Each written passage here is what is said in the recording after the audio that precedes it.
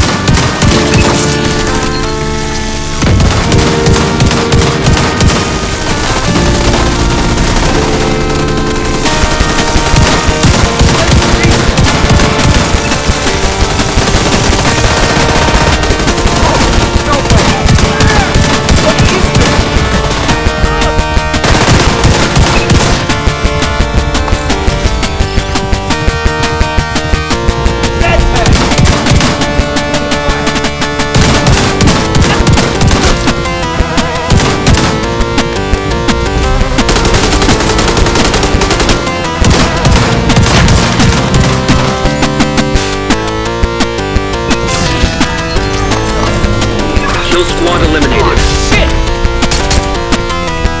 Come back!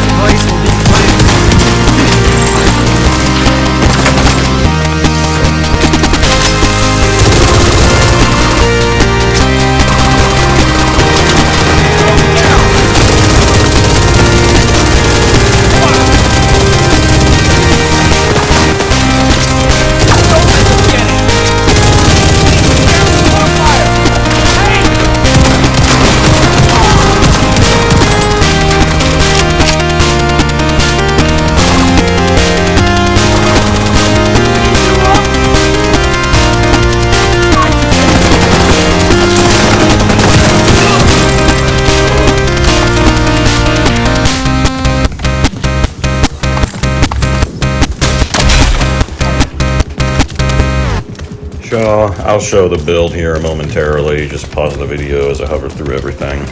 But yeah, it's I found it's the same turret drone build for the most part, but I found a shotgun for it that I'm really enjoying. As you could tell, it's like, you know what, I'm gonna use this over test subject, and I'm gonna make it my main gun instead of pestilence, because it's just so fun to use. It's like my favorite shotgun because it just sounds the coolest. It just sounds powerful when you're shooting it, really. I mean, it gets down to looks for me. And it frankly does more damage than test subject because it's a shotgun. So it's like on core strength, I learned that pestilence is a good weapon because Plague of the Outcast doesn't check crit damage or crit chance. So it's only based on your pure weapon damage, which core strength boosts a decent amount just on that. And also same for shotguns. They're just best. They're good weapons too for like core strength if you're tanky enough to use them, as this one I feel it is, because they just are just big burst weapons that rely, I feel like, more just on the raw damage. I mean, crit chance and crit damage still help them though, so I'm still taking a loss on that, but they're just higher DPS weapons overall when they're in close range shooting than like an assault rifle or even an LMG can be. So I just realized, yeah, this is a really good weapon for this build. Now, before anyone comments, yes, I'm well aware that Memento would make this build better in solo in this situation. I got close to dying still a couple times. However, I'm also not fully maxed out because, I mean, I still need to max out my quantums and my skill healing. Once all of that is maxed out, I'm pretty confident that Heroic Retaliations and Legendary Stronghold soloing, which I can solo Legendary Strongholds too, and it's about the same as you see here in terms of having to sometimes watch out when I'm really getting hit, but for the most part I can soak up a ton of damage now in Legendary Strongholds and just keep going.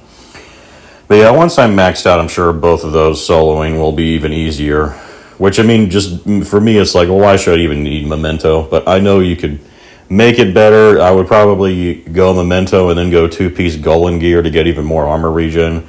Memento, when you get maxed trophies, would give me the same amount of base armor regen as the all blue investor already gives me. But as I've said countless times, I don't like kill streak based builds. I hate having jobs to do to get for the build, collecting trophies, getting kills, and then also because of that, when you're in a team, it's more inconsistent, if not sometimes entirely useless, if teammates keep stealing most of your kills. So it becomes and I just like consistent builds. As I've said before, I like using a consistent build in both solo and group. I don't like changing it up and then just seeing the build. I just like consistency in my builds, where it's like, yeah, I know this build will be the same everywhere else and is reliable enough everywhere else. So that's why I use All Blue Investor, is really for that reason. But yeah, if you want to go Memento, I'm sure you can make it even better, even tankier, and more damage too by just going Memento if you're soloing, and even in group if you're actually getting most of the kills. But again, I don't want to bother with that. But what else can I say? It's like this turret drone build. I mean, you can take it in Pestilence. Now used to be the primary, but now it's the secondary because it's still a good ranged alternative. As you're seeing a couple times in the video, it's like, you know what, if I'm taking too much damage, or if I'm just, I don't think I can tank all of that, then I can like actually use cover, in which case the handling perk from the gunner tree helps me more when you're stationary. And then Pestilence is a great range weapon. First off, you can't get a quantum on it, but I won't need a quantum as much if I'm hiding behind cover, then obviously quantums aren't even helping me as much anyway, so I don't really mind that I would lose a quantum switching to Pestilence to do something like that. And it's just a good ranged weapon because of the Plague, because it just slowly kills the enemies for me if I can get enough shots, so even when they go into cover or get suppressed, I've had so many times where that just kills them when I would ordinarily have to stupidly keep finding them because enemies are so good. Of course, the computer AI is always perfect at like hiding behind cover the moment it's about to die. Like they're just perfect. Everyone can probably attest to how annoying it is. It's just like this. I can't begin to say how many times they have a sliver of health and they're still alive somehow. And like, how are you still alive always on a sliver of health? It's like, oh yeah, because you're just a perfect AI that is just programmed to just so immediately and perfectly evade shots and go straight to cover the moment you're at low health. Well, Pestilence helps with that true annoyance when you're shooting from range.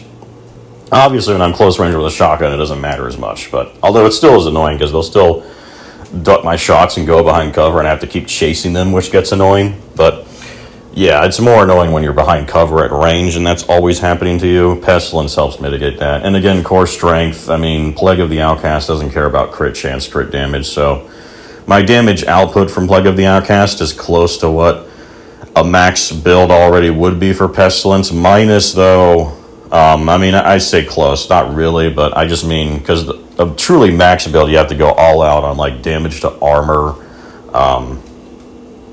probably get Picaro's Holster to get another weapon damage perk, Fox's Prayer for damage to target out of cover. Like, you'd have to stack every little thing you can that's not crit chance and crit damage on it.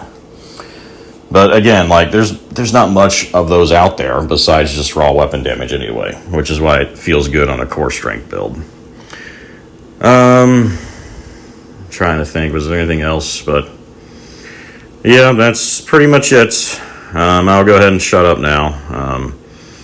But yeah, this build is very enjoyable. It's probably, if it's not my favorite build, it's one of my favorites. But I'm going to show my flamethrower build because I need to get one last quantum on him. I need a proto upgrade one last piece of his, but he's finally getting up there. Oh, and someone might be wondering why I don't use Paradox on my shotgun here. Again, it's for one, just one Paradox perk isn't enough to like maintain your ammo or give you extra ammo that much on a 7 mag shotgun. If I was using an AC-12, I probably would use Paradox because that's a 20 mag clip. So it's, even though it wouldn't make me have infinite ammo, it would definitely feel like I have like a 50% higher magazine when I have like max Paradox augment on that gun.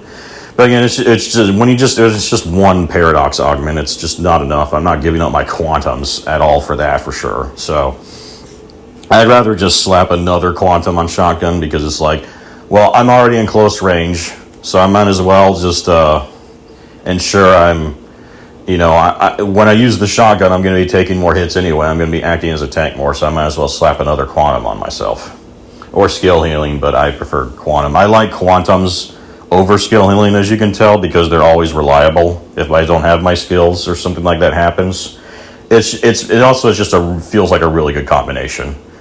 To have a ton of healing combined with damage immunity chances is what really makes your armor just stay up constantly.